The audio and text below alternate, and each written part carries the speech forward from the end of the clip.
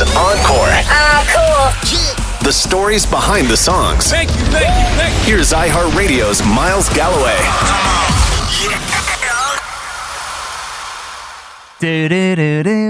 Welcome back to another episode of Encore from iHeartRadio. I'm Miles Galloway, and this is the story of Linkin Park's Numb. Formed back in 1996 in California as rap rock band Xero, Linkin Park went through massive changes to become the band we know today. Original singer Mark Wakefield left the band in 1999 when record labels began noticing the group, but felt he wasn't a strong enough vocalist to truly push the band forward. Sorry, Mark. Mark was soon replaced with Chester Bennington, a singer from Arizona who had just left his band, Grey Daze. The chemistry between Xero and Chester was much better. The hybrid of sounds between rapper and vocalist, Mike Shinoda's rap influences and Chester's hard rock background inspired the band to change their name to Hybrid Theory. Hybrid Theory, the band, self-released Hybrid Theory, the EP, in 1999. And although initially still struggling to court a major label to sign with, they were signed to Warner Brothers Records on the third time of trying. Warner Brothers was still quite skeptical of Hybrid Theory. They asked the band to change their name so that people wouldn't confuse them with a Welsh band called Hybrid, and even suggested they demote or fire Mike Shinoda and refocus their efforts to creating a more traditional rock record with Chester as the sole frontman. Well, the band took the label's first piece of advice. They officially rechristened themselves as Linkin Park, but they refused the second directive. The hybrid in Hybrid Theory was important to Bennington and Shinoda, and they carried on with both vocalists playing a crucial part in the band. Hybrid Theory, now the name of their debut album if you're still following along, was released late into the year 2000. Not only was the album a success, it was the most successful album of 2001, and included hit after hit after hit, with singles Crawling, One Step Closer, and in the end, topping charts worldwide. In 2002, Crawling won the band their first Grammy Award for Best Hard Rock Performance, and they were even nominated for Best New Artist and Best Rock Album, losing to a young Alicia Keys and a much less young U2, respectively. Linkin Park were seemingly international megastars overnight, leading some to believe they were industry plants, a title Mike Shinoda refuted speaking to Much Music's Hannah Sung. In the beginning, when we first started out, in the U.S., things built fast, but they built, gradually, and people saw us kind of come from this, garage band to wherever we ended up. But overseas, we just showed up, and so people were thinking, people made jokes about us being put together by a boy band producer thing or something. They said we were, what if they're manufactured? It was a big scandal. And not that obviously that's ridiculous, but the thing about that got me thinking about some of this stuff is just that, wouldn't it be interesting for kids to actually see how we do write this stuff and how we put things together, because that is a part of the process that, especially on kind of the scale and the speed of how of the things that we do, most people don't get to see any of that. As you can imagine, pressure was now incredibly high for Linkin Park. They went from being a band that very few people believed into being the biggest band in the world, and they needed to take a breather. Instead of immediately releasing a second studio album, Linkin Park chose to drop a remix album of Hybrid Theory songs to reignite their creative fires. Aptly named Reanimation, Mike Shinoda served as the album's producer. Being so directly involved in production inspired Shinoda, and although the band had already penciled in Hybrid Theory's wildly successful producer Don Gilmore for their second record, they knew this time around they needed to be thoroughly involved in the production process as well. Turntablist and programmer Joseph Hahn told Much Music's Hannah Sung at the time about what their approach was to keep everyone engaged. And it's literally layers on layers in the computer of ideas. And then once we have all the ideas in there that everyone wants to put in, we start peeling away and tweaking things to make everything tie in together. It's like a collage. Yeah. It's like clipping pictures from a magazine and sticking them in a notebook. A scrapbook that is Linkin Park.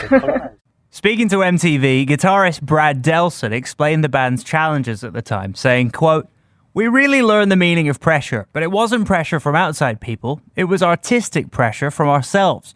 You can't control the commercial success of a record, so there's no point investing energy in that.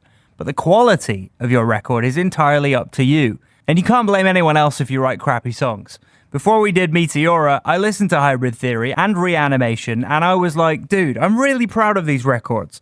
I don't remember how we did it, and I don't know how we're going to do it again. We're kind of screwed. Then fortunately, we were able to invest ourselves fully in the process for 18 months, and that helped us make a really good record. And a great record it was. Recorded all throughout 2002 and released in March 2003, Linkin Park's second effort entitled Meteora gave Linkin Park fans what they wanted and then some. For better or for worse, critics agreed that there was to be no second album slump in sight for the band. Entertainment Weekly called Meteora a thunderously hooky album that seamlessly blends the group's disparate sonic elements into radio-friendly perfection. Even its detractors like Stephen Thomas Erlewine of AllMusic had to admit that even though he felt like it was, quote, nothing more and nothing less of a Hybrid Theory Part 2, the band had discipline and editing skills, making it considerably more listenable than its peers, since they knew where to focus their energy, something that many new metal bands simply do not. Lead singles Somewhere I Belong and Faint impacted radio in a huge way, topping mainstream rock charts worldwide. Like Stephen Thomas Erlewine alluded to in his review, while other new metal bands were just starting to lose focus and fizzle out, losing the in-your-face macho appeal in the mainstream, it appeared as if Linkin Park's more introspective and anxious lyrics helped them transcend the genre. We don't talk about other situations, we talk about the emotions behind the situations, Chester Bennington explained to MTV. Mike and I are two different people, so we can't sing about the same things, but we both know about frustration and anger and loneliness and love and happiness, and we can relate on that level. Shinoda shared that sentiment, telling Hannah Sung. I think most of the stuff that Chester and I write about, it's interesting having two guys writing lyrics together, because it kind of just inherently the way we write, the topics kind of come out a little more universal, because it can't be just about his life or just about mine, because the other guy has to sing about it too. So when we're writing a song, if he's thinking about a thing that happened to him, I'm thinking about a thing that happened to me. And when we write the song together, it kind of ends up being in the middle, more about just what that core idea or that a core emotion is about, rather than the specific events that we went through. So the songs, in that sense, you can really, I think that, you're saying that maybe they feel relationship based to you, but you may be thinking about specific things, whereas somebody else might be thinking of specific things that are entirely different. Right. And I think that the fact that they're open to interpretation is something that's cool. I mean, I'm happy if fans relate their own thing to it, even if it's completely different than what we were thinking. Speaking of Shinoda, it was apparent that he was very self-aware when sharing the mic with Chester. Plenty of songs showcased his rapping ability, but he never shoehorned himself into a song just to share the spotlight. If a song would benefit from just being a Chester song, it usually did. There was a sensitivity and fragility to Linkin Park's music. The contrast of heavy guitars and Chester Bennington's desperate tone and longing lyrics really helped the band appeal to a larger audience. As MTV noted at the time, Linkin Park were perhaps best described as inconspicuously huge. Inconspicuously Huge was a perfect way to describe Numb, the final track on the standard edition of Meteora and third single from the record. Released on September 8, 2003, the simple and catchy keyboard riff has become one of the most instantly identifiable openings in modern rock music.